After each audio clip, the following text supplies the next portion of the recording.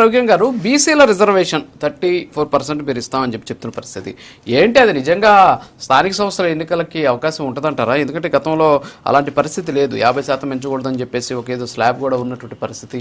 So ఇలాంటి అంశాలన్నీ కూడా ఉన్నాయి, కానీ ఇంకా మేము 34% ఇస్తామని చెప్పేసి ప్రకటించినటువంటి సిచ్యువేషన్ ఉంది. సో ఏంటి, దీన్ని ఎలా చూడొచ్చు అంటారు? సో ఇందులో భాగంగా కూటమిలో ఏ విధంగా ఉండబోతున్నాయి సీట్ల సర్దుబాట్లు?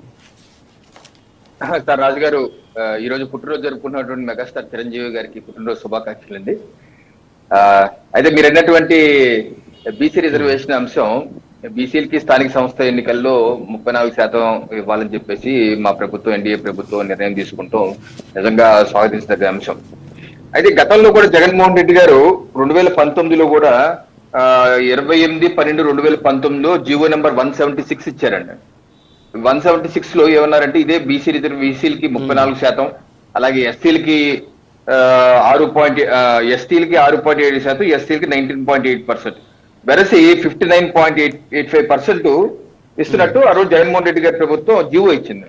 అలాగే ఈ రోజు మా ప్రభుత్వం కూడా GO number 105 28/2026 reservations of 34% for BCs అని చెప్పేసి మా ప్రభుత్వం కూడా ఇక్కడ ఇవ్వడం జరిగింది. ఆఫ్టర్ కేర్ఫుల్ ఎగ్జామినేషన్స్ ఈ రకంగా ఇస్తున్నామని చెప్పేసి మన 20వ తారీఖు ఇచ్చింది.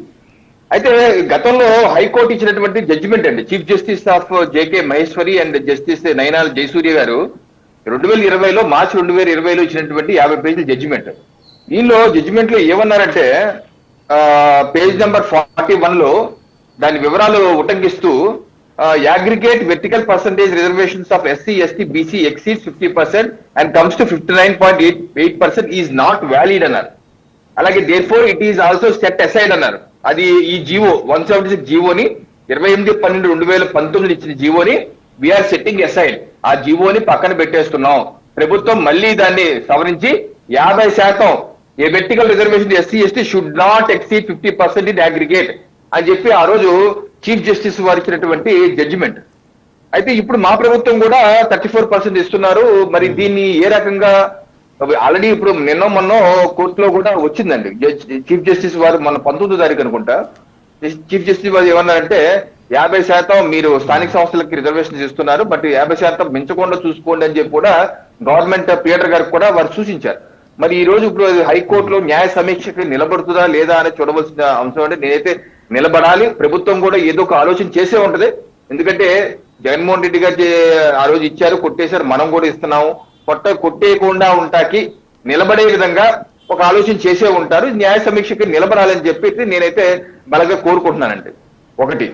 రెండు, ఏదైతే కూటమి ఎన్డీఏ రాష్ట్రంలో ఎన్డీఏ కూటమి నేతలు కూడా ఓకే, స్థానిక సంస్థల్లో కొంచెం ఇబ్బందులు ఉంటాయి, బట్ నేను చెప్పేది ఏంటంటే, బై అండ్ లార్జ్ ప్రజలు 2014లో మన ముగ్గురు కలిసి వెళ్తే ప్రజలు ఆశీర్వదించారు, 2019లో విడివిడిగా వెళ్తే ప్రజలు చేత్కరించారు, 2024లో కలిసి వెళ్తే మళ్ళీ ఆశీర్వదించారు.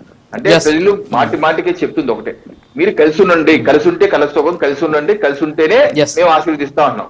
సో స్థానిక సంస్థ ఎన్నికల్లో కొంచెం ఇబ్బందులు ఉంటాయి, ఉండవన్నమాట కాదు, ఉంటాయి. కానీ సర్దుకుంటూ పోయి తప్పనిసరిగా అందరి నాయకత్వంలో మన ఆ యొక్క బాధ్యతని రాష్ట్ర నాయకత్వానికి వదిలేసి స్థానికంగా అందరం కలిసికట్టుగా ఎన్ని సీట్లు ఇస్తే అన్ని సీట్లు 100% స్ట్రైక్ రేట్.